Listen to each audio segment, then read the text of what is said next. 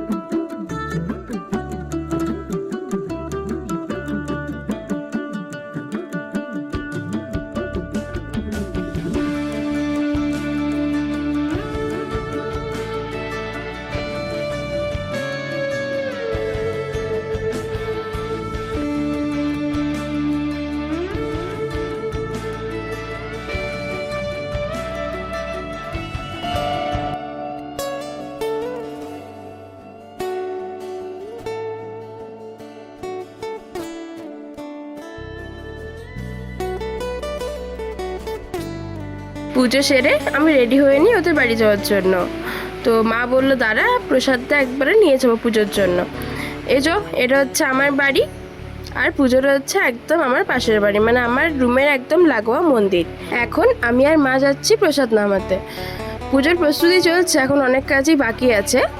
তো বাকি ব্লগটা আমি দেখছি নেক্সট পার্টে। দেখা হচ্ছে পরের ভিডিওতে।